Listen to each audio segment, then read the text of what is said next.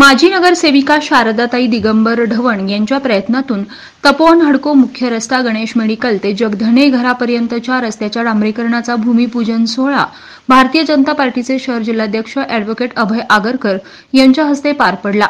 पालकमंत्री राधाकृष्ण विखे पाटील आणि खासदार डॉक्टर सुजयदादा विखे पाटील यांच्याकडे शारदाताई ढवण यांनी पाठपुरावा केल्यानं या रस्त्यासाठी मोठा निधी नामदार राधाकृष्ण विखे पाटील तसेच खासदार डॉक्टर सुजयदादा विखे पाटील यांनी दिला आहे आणि आज या रस्त्याचा भूमिपूजन सोहळा भारतीय जनता पार्टीचे जिल्हाध्यक्ष अभय आगरकर यांच्या हस्ते पार पडला। यावेळी माजी नगरसेवक नितीन शेलार, सामाजिक कार्यकर्ते अनिल ढवण, करण कराळे, संध्याताई मेढे उपस्थित होत्या। यावेळी शारदाताई ढवण यांनी रस्त्यासाठी नामदार राधाकृष्ण विखे पाटील आणि खासदार डॉक्टर सुजय विखे पाटील यांनी मोठा निधी दिल्याबद्दल त्यांचे आभार मानले।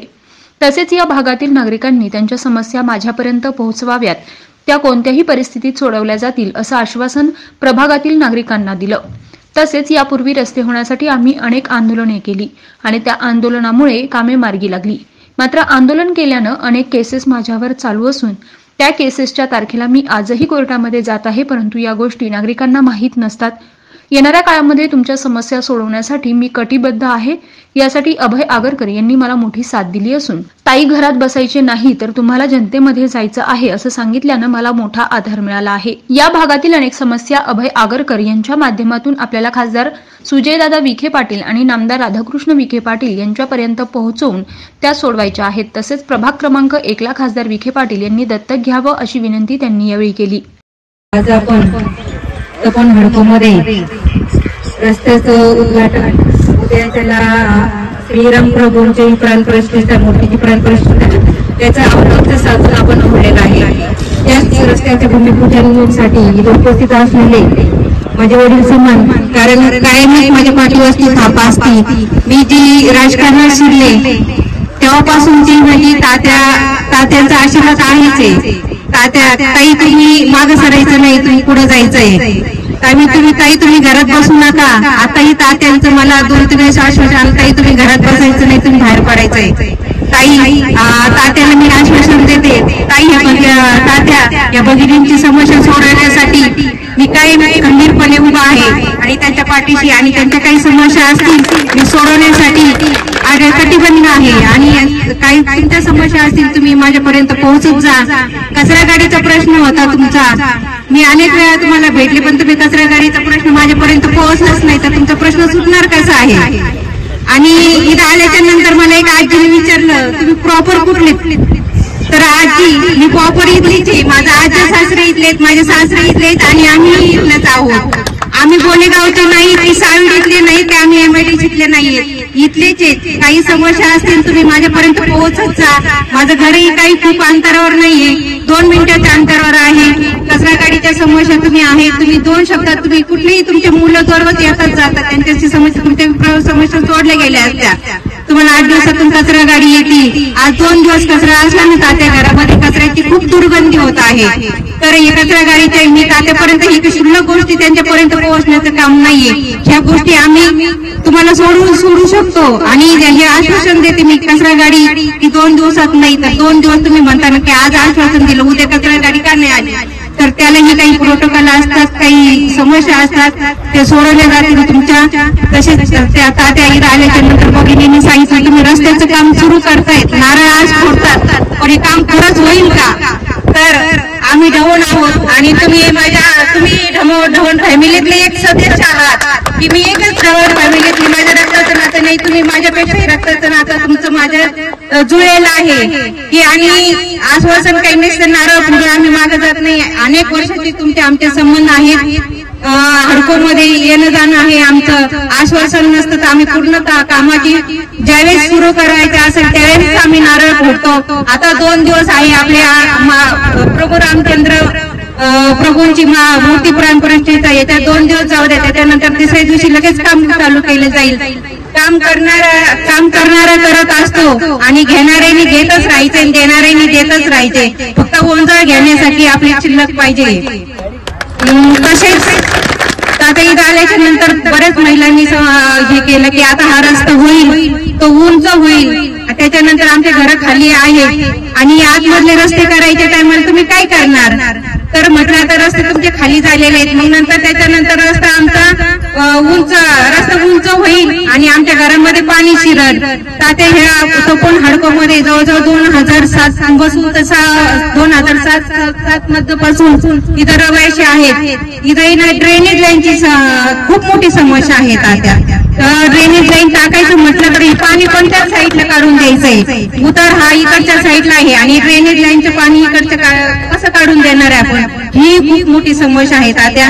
याच्यावरती आपण खरंच मला वाटतं तुम्ही दादांशी चर्चा करावा आणि ही इथली हडको मधली ड्रेनेज लाईनची म्हणा पाण्याची समस्या तुम्ही सोडत. रस्ते तर होतच जात आहे. प्रभू रामचंद्रांना वनवास करावा लागला. सीतेलाही वनवास काही करायला. त्याच्याबद्दल आपल्यालाही आपण थोडासा वनवास सहन केला तर त्याच्याबद्दल काही हे नाही. पण तात्या मला वाटतं तुम्ही लक्ष घालावं. मला तरी वाटतं मी तुम्हाला तुमच्या सर्वांच्या वतीने हे 1 नंबर वार्डच्या वतीने तपोन परिसरातल्या वतीने हडकोच्या वतीने मी तात्यांना मी लेख म्हणून तुम्हाला तात्या एक आश्वासन करते की तात्या तुम्ही एक नंबर वार्ड हा दादांची चर्चा करून दादांना म्हणा 1 नंबर वार्ड हा तुम्ही सर्वांच्या वतीने दत्तक घ्यावा. दत्तक घेतला तर खरंच हा परिसरात सुधारणा होईल. त्याशिवाय हे परिसरात सुधारणा होणार.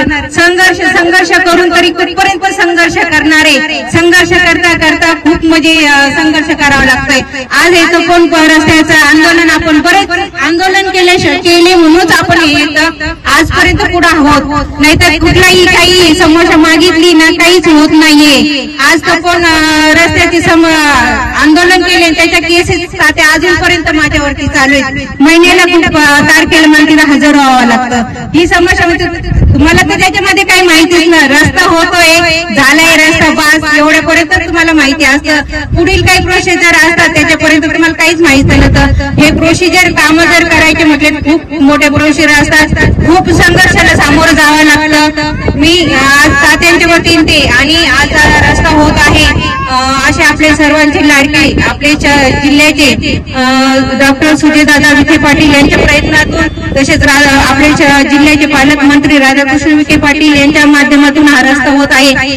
आज दादांची आपल्याला साथ आहे. आपण म्हणून आपण सर्वजण पुढे आहोत. आज आपल्या समस्या सुद्धा येतात दादांच्या मार्फत राधाकृष्ण विखे पाटील यांच्या मार्फत आणि माझे वडील तात्या आगरकर तात्या यांच्या मार्फत खरंच त्यांची मनापासून त्यांचे आभार मानले पाहिजे. तात्यांचे पहिल्यापासून तात्या खंबीरपणे महाराजांच्या आणि आमच्या धवन फॅमिलीच्या मागे आहे म्हणून आज आम्ही इथपर्यंत आहोत. अशी तात्या तुमची सर्वांची आणि तात्यांची आणि दादांची सहकार्य असावं आणि असे तुमच्या मार्फत आमचे काही नाही छोट्या छोट्या समस्या असतील त्या सोडवण्यात जावं. यावेळी भारतीय जनता पार्टीचे शहर जिल्हाध्यक्ष अभय आगरकर यांनी महानगरपालिकेच्या कारभारावर नाराजी व्यक्त केली.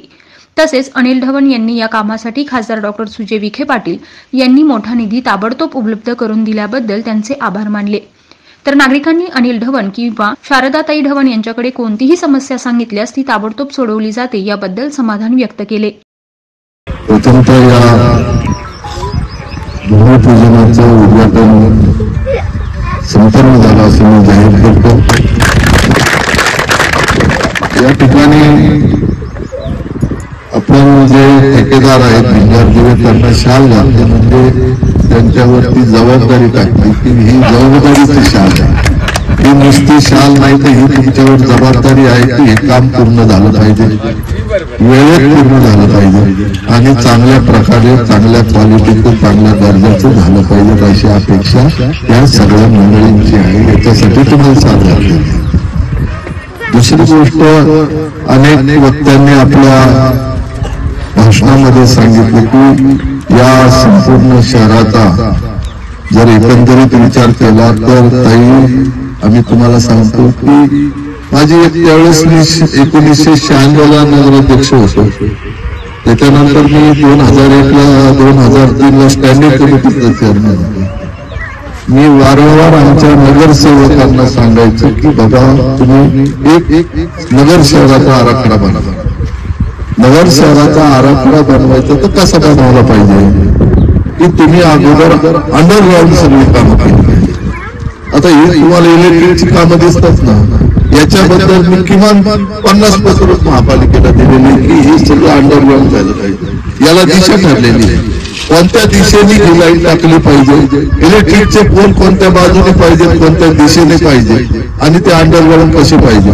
टेलिफोन होता त्यावेळेस टेलिफोनच्या लाईनी वरती असायच्या, त्या सुद्धा लाईनी कोणत्या बाजूने पाहिजे याचं सुद्धा म्हणजे एक शास्त्र आहे आणि ते डायरेक्टिव्ह आहे गव्हर्नमेंटचे. परंतु आजही नगर शहरामध्ये अशी अवस्था आहे, महानगरपालिका जरी झाली तरी नगरपालिकेचा जो कन्सेप्ट आहे त्यांच्या डोक्यामध्ये बसलेला तो बदललेला नाही. हे आपलं दुर्दैव आहे.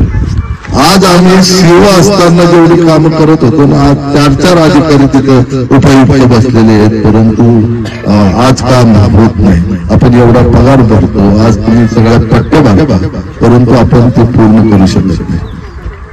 तर याला जरा थोडा अवधी लागतोय, परंतु एवढा अवधी लागायला नाही पाहिजे. कारण 2003 नंतर महापालिका झाली, आज 2024 मध्ये आपण आहोत आणि एवढ्या वर्षामध्ये किमान लोकांना मागणी करायला पाहिजे.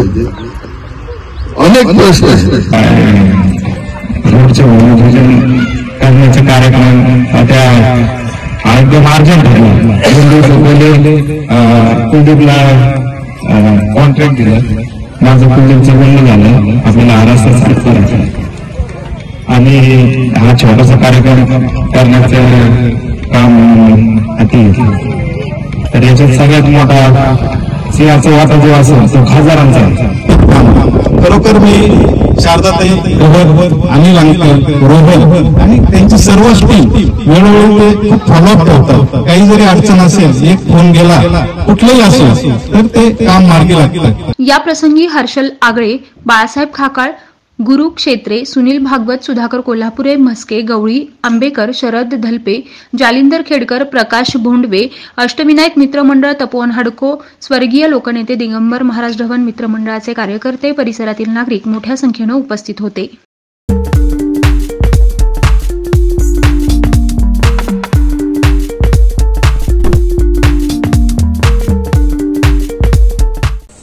महत्त्वाच्या बातम्या जाणून घेण्यासाठी आजच आपल्या आवडत्या नगर संघर्ष न्यूज सबस्क्राईब करा व त्या शेजारील बेल आयकॉनला क्लिक करा व इंस्टाग्राम व शेअर चॅटला फॉलो करा.